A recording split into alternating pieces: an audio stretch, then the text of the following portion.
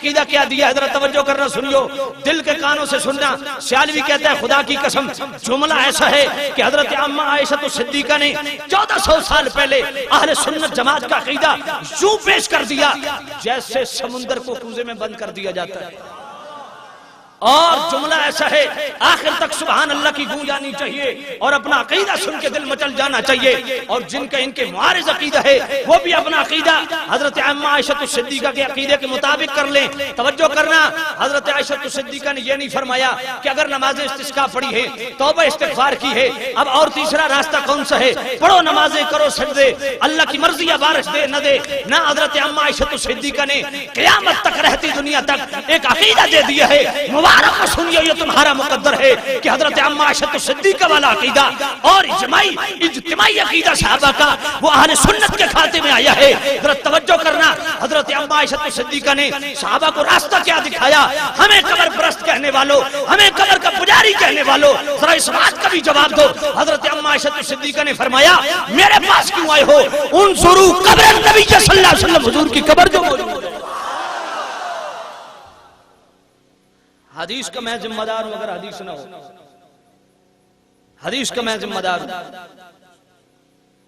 پلندری کے تعلیم القرآن سے لے کے راجہ غدار کے تعلیم القرآن تک اگر کوئی ایسا عالم ہے تو وہ بسم اللہ سامنے بیٹھے، دونوں بھائی بیٹھ کے فیصلہ کر لیتے ہیں عقیدہ کس کا سچا ہے۔ انظروا قبر النبی صلی اللہ علیہ وسلم، آج ہمیں قبر کا پجاری کہا جاتا ہے، قبر پرست کہا جاتا ہے۔ بتائیے یہ حضرت عائشہ صدیقہ جی تمام صحابہ کو قبر رسول کا راستہ دکھا رہی ہیں، صحابہ نے یہ نہیں فرمایا کہ عامہ عائشہ صدیقہ حضور نے منع فرمایا تھا کہ میری قبر کو، بڑی سنجیدگی سے بات سننی ہے میری، توجہ کرنا، انظروا قبر النبی صلی اللہ علیہ وسلم، حضور کی قبر جو موجود ہے کیا کریں؟ کہا فَجْعَلُوا مِنْهُ قُبًا إِلَى السَّمَاءِ حَتَّى لَا يَكُونَ بَيْنَهُ فَبَيْنَ السَّمَاءِ سَقْفٌ، فرمایا قبر رسول اور آسمان کے درمیان جو چھت ہے، اس کا مطلب ہے گنبد کی شرعی حیثیت بھی بہت پرانی ہے، قبن اس میں چھوٹا سا سوراخ کر دو۔ کہا کیوں؟ فرمایا بڑے عرصے کے بعد جب آسمان دیدار رسول سے مشرف ہوگا اس کے نین جھڑ پڑیں گے۔ فَفَعَلُوا فَمُطِرُوا مَطَرًا حَتَّى نَبَتِ الْعُشْبُ وَسَمَنَتِ الْإِبِلُ حَتَّى تَفَسَتْ مِنَ الشَّخْمِ فَسُمِّيَ عَامُ الْفَتْحِ کے پوری حدیث پڑھ دی ہے۔ جب صحابہ گئے چھوٹا سا سوراخ کیا، اتنی موسلا دھار بارش ہوئی، کھیت کھلیان آباد ہو گئے، اونٹ موٹے ہونے لگے، صحابہ نے اس سال کا نام عام الفتح، خوشحالی کا سال رکھ دیا۔ کیا فتوہ لگاؤ گے صحابہ پہ؟ قبروں میں مدفون بزرگوں کو وسیلہ سمجھنا اور خصوصاً انبیاء کو سمجھنا، کیا یہ جاہلوں والا عمل ہے؟ اگر یہ جاہلوں والا عمل ہے تو لگائیے صحابہ پہ فتوہ، اور اگر یہ جاہلوں والا عمل ہے تو توجہ کرنا، امام ابن حجر اسقلانی 852 ہجری سنہ وفات حافظ الحدیث ہیں، 1,00,000 حدیث سندن مدن حفظ ہے، ابن کثیر 774 ہجری سنہ وفات ہے، البدایہ والنہایہ اٹھائیے، امام بہقی جن کا سنہ وفات 458 ہجری ہے، دلائل النبوہ اٹھائیے، امام ابن ابی شیبہ جن کا سنہ وفات 235 ہجری ہے، الکتاب المصنف اٹھائیے تو سامع نزیہت شام سب میں موجود ہے، اور حدیث بھی صحیح پیش کرنے لگا ہوں، کیونکہ صاحب رفع المنارہ محدث کبیر شیخ محمود سعید ممدو نے یہ حدیث لکھ کے یہ ثابت کی ہے کہ یہ صحیح الاسناد حدیث ہے، کیونکہ 2 حفاظ حدیث نے اس کو نقل کیا ہے۔ اور حدیث کیا ہے؟ بارش نہیں ہو رہی، حضرت عمر کا دور ہے، حضرت بلال بن حرب سیدھا قبر رسول پہ گئے اور قبر رسول پہ جا کے کہا یا رسول اللہ استسق اللہ لامتک فانہم قد ہلکوا، یا رسول اللہ آپ کی امت ہلاک ہو رہی ہے، اپنے رب سے اپنی امت کے لیے بارش مانگیے۔ کیا فتوہ لگے گا؟ اور آگے چلیے، آئیے مسند احمد کو اٹھائیے، امام بخاری کا سنہ وفات 256 ہجری، امام احمد بن حنبل کا سنہ وفات 241 ہجری، امام بخاری نے فائنل ایجوکیشن امام احمد بن حنبل سے حاصل کی ہے، اور امام احمد بن حنبل اتنے چوٹی کے محدث ہیں جن کو 6,00,000 حدیث سندن مدن حفظ تھی، امام احمد بن حنبل نے مسند احمد کے اندر بھی اس حدیث کو نقل کیا. اور امام حاکم جن کا صنفات 405 ہجری ہے, امام ابو عبداللہ بن عبداللہ حاکم نشاپوری, اتنے بڑے امام ہیں جس کو 1 لاکھ حدیث سندن متن حفظ ہو وہ حافظ الحدیث ہوتا ہے, جس کو 3 لاکھ حدیث سندن متن حفظ ہو وہ حجت الاسلام ہوتا ہے, جس کو حضور کا ایک ایک حکم حفظ ہو اس کو حاکم کہتے ہیں. اور پوری امت میں حاکم صرف ایک امام ابو عبداللہ بن عبداللہ حاکم نشاپوری, جو آقا کریم صلی اللہ علیہ وسلم کی ہر قولی فعلی تقریری حدیث حفظ کی ہوئی ہے. آپ المستدرک علی صحیحین میں بشرط شیخین اس روایت کو لکھتے ہیں. ذرا توجہ کرنا, مروان کے ظلم سے تنگ آ کے حضرت ابو ایوب انصاری سیدھا قبر رسول پہ گئے اور یمرغ وجہہ علی قبر رسول اللہ, حضور کی قبر پہ اپنا چہرہ رگڑنا شروع کر دیا. اور مروان آیا, پاؤں کی ٹھوکر ماری, آپ کیا کر رہا ہے؟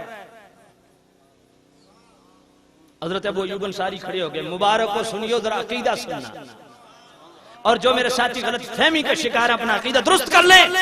سامع نزیت شام توجہ کرنا, حضرت ابو ایوب انصاری صحابی رسول کھڑے ہو گئے.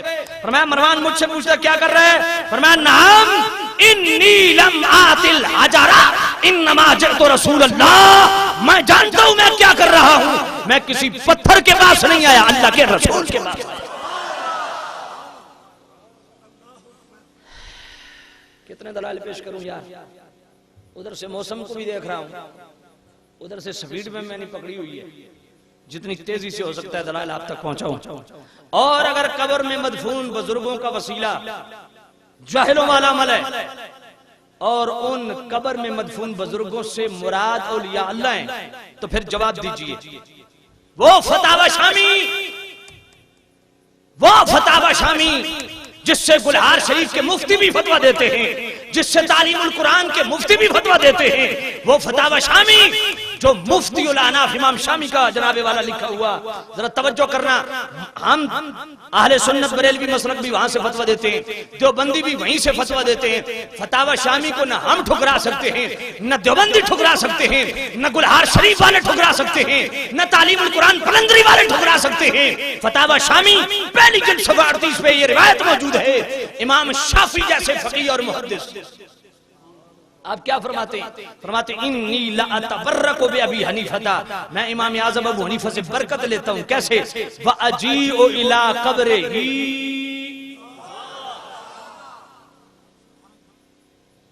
ان کی قبر امام اعظم ابو حنیفہ کی قبر پہ جاتا ہوں.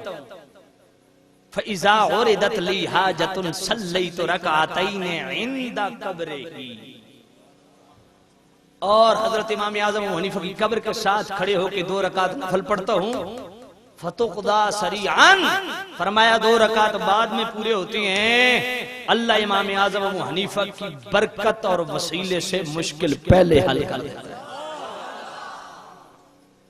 اگر یہ چیز موجود نہ ہو, سیالوی ذمہ دار ہے, گولی مار دیجئے, میرا خون حلال ہے, معاف ہے. اور اگر ہے, ہاتھ جوڑ کے عرض کرتا ہوں, ہر دھرمی کو چھوڑ دو, حق کو تسلیم کر. اور اگر قبروں میں مدفون بزرگوں کو وسیلہ بنانا یہ جاہلوں والا عمل ہے, تو پھر مجھے بتائیے, جن کو آپ امام المجاہدین کہتے ہیں, اسماعیل دیلوی, جن کو دیوبندی حضرات بھی امام المجاہدین کہتے ہیں, غیر مقلد بھی امام جناب والے امام المجاہدین کہتے ہیں, ان کی اٹھائیے صراط مستقیم میرے پاس ہے, صفحہ 223. اسماعیل دیلوی صاحب فرماتے ہیں کہ ہمارے سید احمد صاحب کو سلسلہ قادریہ بھی مل گیا, نقشبندیہ بھی مل گیا, سہروردیہ کا سلسلہ بھی مل گیا, سلسلہ چشتیہ کہاں سے عطا ہوا.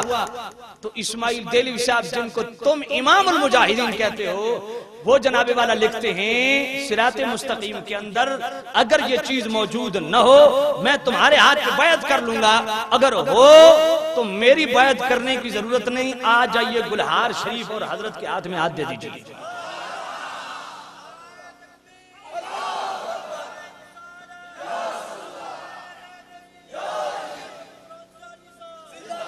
جناب والا اسماعیل دیلوی صاحب کیا لکھتے ہیں؟ وہ لکھتے ہیں کہ سید احمد صاحب جو ان کے بھی بزرگ ہیں, ان کو جناب والا سلسلہ نقشبندیہ بھی, سہروردیہ بھی اور سلسلہ قادریہ بھی مل گیا. سلسلہ چشتیہ کہاں سے عطا ہوا؟ کہا حضرت بختیار کاکی رحمت اللہ علیہ کے مدار پہ جا کے مراقب ہوئے تو حضرت بختیار کاکی رحمت اللہ علیہ نے قبر سے توجہ فرمائی اور قبر سے پورا سلسلہ چشتیہ دے دیا. اگر ہم جاہل ہیں, قبر میں بزرگوں کو وسیلہ سمجھتے ہیں, تو محترم مؤدبانہ سے علوی کی گزارش ہے، اگر ہم پہ جہالت کا فتوی ہے تو ادھر کون سا فتوی لگے گا؟ اور آگے چلیے، اشرف علی تھانوی صاحب کو دیوبندی چاہے حیاتی ہے مماتی ہے سبھی مانتے ہیں، بسم اللہ تمہارے بزرگوں کی دلیل پیش